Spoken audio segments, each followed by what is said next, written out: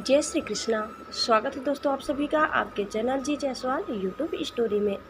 दोस्तों आज हम सुनेंगे श्रीमद् भागवत महापुराण कथा 8वें स्कंद का दूसरा अध्याय।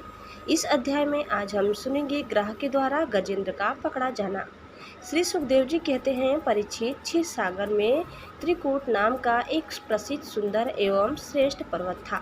वह 10,000 योजन ऊंचा था। उसकी लंबाई चौड़ाई भी चारों ओर इतनी ही थी।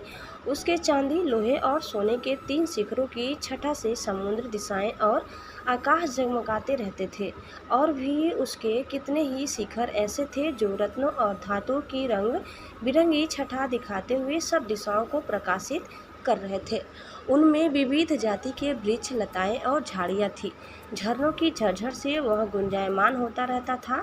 सब ओर से समुद्र की लहरें आ आकर उस पर्वत के निचले भाग से टकराती। उस समय ऐसा जान पड़ता मानो वे पर्वतराज के पांव पखार रही हो। उस पर्वत के हरे पन्ने के पत्थरों से वहां की भूमि ऐसी सांवली हो गई थी जैसे उस पर हरी भरी दूब लगी हो। उसकी कंदराओं में सिद्धचारण, गंधर्व, विद्याधर, नाग, किन्नर और अप्सराएं आदि विहार करने के लिए प्रायः बने ही रहते थे।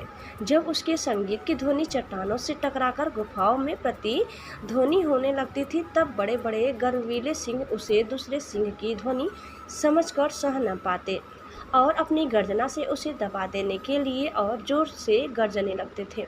उस पर्वत की तलहटी तरह तरह के जंगली जानवरों के झुंडों से सुशोभित रहती थी। अनेकों प्रकार के वृक्षों से भरे हुए देवताओं के उद्यान में सुंदर सुंदर पक्षी मधुर कंठ से चहकते रहते थे। उस पर बहुत सी नदियाँ और सरोवर भी थे। उनका जल बड़ा निर्मल था। उनके पुलिन पर मड़ियों की बालू चमकती रहती थी। उनमें देवांगनाएं स्नान करती थीं, जिससे उनका जल अत्यंत सुगंधित हो जाता था। उसकी सुरभि लेकर भीनी भीनी वायु चलती रहती थी। पर्वतराज त्रिकूट की तराई में भगवत प्रेमी महात्मा भगवान वरुण का एक उद्यान था। उसका नाम था ऋतुमान। उसमें देवांगनाएं क्रीड़ा करती रहती थी। उसमें सब और ऐसे दिव्य वृक्ष शोभायमान थे जो फलों और फूलों से सर्वदा लदे ही रहते थे। उस उद्यान में मंदार, पारिजात, गुलाब, अशोक, चंपा, तरह तरह के आम, प्रियाल, कटहल, आमड़ा, सुपारी, नारियल, खजूर, बिजौरा, महुआ, साखू, ताड़, तमाल, असन, अर्जुन, रीठा, गुलर, पाकर, बरगद, पलाश, चंदन, नीम, कचनार, साल, देव, दारू, दाख, ईख, केला, जामुन, बैर, रुद्राक्ष, हर्रे, आंवला, बेल, कैथ, नींबू और भिवाले आदि के वृक्ष लहराते रहते थे। उस उद्यान में एक बड़ा सरोवर था। उसमें सुनहले कमल खिल रहे थे और भी विविध जाति के कुमुद, उत्पल, कल्हार, शतदल आदि कमलों की अनूठी छटा छिटक रही थी। मतवाले भौरे गूंज रहे थे। मनोहर पक्षी कलरव कर रहे थे। हंस, कारंडव, चक्रवाक और सारस दल के दल भरे हुए थे। पनडुब्बी, बत्तख और पपीहे कूद रहे थे। मछली और कछुओं के चलने से कमल के फूल हिल जाते थे, जिससे उनका पराग झड़कर जल को सुंदर और सुगंधित बना देता था। कदम्ब, बेंत, नरकुल, कदम्ब, लता, बेन आदि वृक्षों से वह घिरा हुआ था। कुंद, कुर्बक, अशोक, सिरस, वन मल्लिका, लिसौड़ा, हरसिंगार, सोन जूही, नाग, पुन्नाग, जाति मल्लिका, शतपत्र, माधवी और मोगरा आदि सुंदर सुंदर पुष्प वृक्ष एवं तट के दूसरे वृक्षों से जो भी प्रत्येक ऋतु में हरे भरे रहते थे, वह सरोवर शोभायमान रहता था। उस पर्वत के घोर जंगल में बहुत सी हाथिनियों के साथ एक गजेंद्र निवास करता था। वह बड़े बड़े शक्तिशाली हाथियों का सरदार था। एक दिन वह उसी पर्वत पर अपनी हथिनियों के साथ कांटे वाले कीचक, बांस, बेंत, बड़ी बड़ी झाड़ियों और पेड़ों को रौंदता हुआ घूम रहा था। उसकी गंध मात्र से सिंह, हाथी, बाघ, गैंडे आदि सिंह जंतु, नाग तथा काले गोर, सरभ और चमरी गाय आदि डरकर भाग जाया करते थे। और उसकी कृपा से भेड़िया, सुअर, भैंसे, रीछ, शल्य, लंगूर तथा कुत्ते, बंदर, हरिण और खरगोश आदि क्षुद्र जीव सब कहीं निर्भय विचरते रहते थे। उसके पीछे पीछे हाथिनियों के छोटे छोटे बच्चे दौड़ रहे थे। बड़े बड़े हाथी और हथनियाँ भी उसे घेरे हुए चल रही थी। उसकी धमक से पहाड़ एक बारगी काँप उठता था। उसके गंडस्थल से टपकते हुए मद का पान करने के लिए साथ साथ भौरे उड़ते जा रहे थे। मद के कारण उसके नेत्र विह्वल हो रहे थे।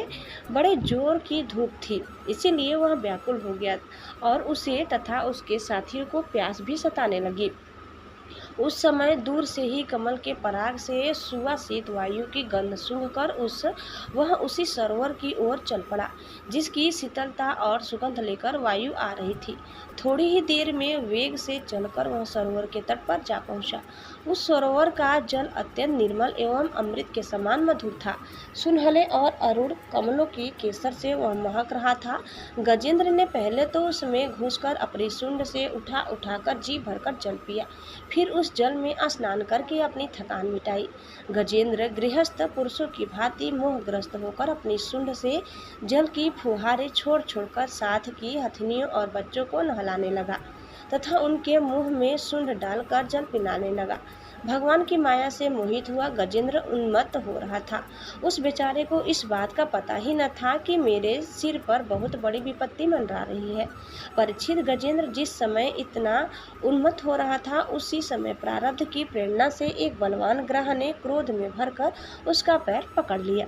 इस प्रकार अकस्मात विपत्ति में पड़कर उस बलवान गजेंद्र ने अपनी शक्ति के अनुसार अपने को छुड़ाने की बड़ी चेष्टा की, परंतु छुड़ा न सका।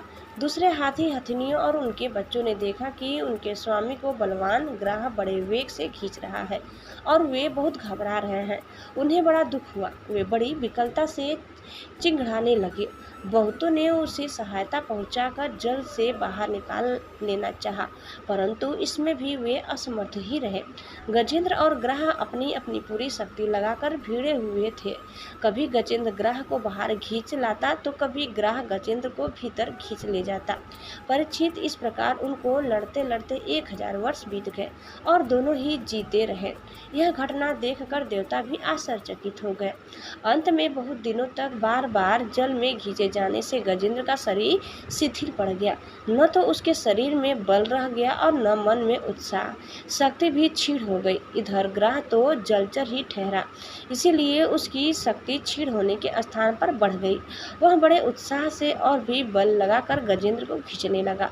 इस प्रकार देहाभिमानी गजेंद्र अकस्मात प्राण संकट में पड़ गया और अपने को छुड़ाने में सर्वथा असमर्थ हो गया। बहुत देर तक उसने अपने छुटकारे के उपाय पर विचार किया। अंत में वह इस निश्चय पहुंचा, यह ग्रह विधाता की फांसी ही है। इसमें फंसकर मैं आतुर हो रहा हूँ। जब मुझे मेरे बराबर के हाथी भी इस विपत्ति से न उबार सके, तब ये बेचारी हथनियाँ तो छुड़ा ही कैसे सकती है। इसलिए अब मैं संपूर्ण विश्व के एकमात्र आश्रय भगवान की ही शरण लेता हूँ। काल बड़ा बली है। यह सांप के समान बड़े प्रचंड वेग से सबको निगल जाने के लिए दौड़ता ही रहता है। इससे भयभीत होकर जो कोई भगवान की शरण में चला जाता है, उसे वे प्रभु अवश्य अवश्य बचा लेते हैं। उनके भय से भीत होकर मृत्यु भी अपना काम ठीक ठीक पूरा करता है। वही प्रभु सबके आश्रय है। मैं उन्हीं की शरण ग्रहण करता हूँ। दोस्तों, इस प्रकार कथा यही समाप्त होता है। आगे की कथा सुनने के लिए दूसरे वीडियो को अवश्य सुनिए। उम्मीद करते हैं कि आपको हमारी आज की यह कथा जरूर पसंद आई होगी। कैसी लगी कमेंट करके जरूर बताइए। चैनल में नए हैं तो प्लीज़ लाइक शेयर और सब्सक्राइब करना न भूलें। धन्यवाद। जय श्री कृष्ण, जय श्री मन नारायण। एक बार प्रेम से बोलिए श्री बांके बिहारी लाल की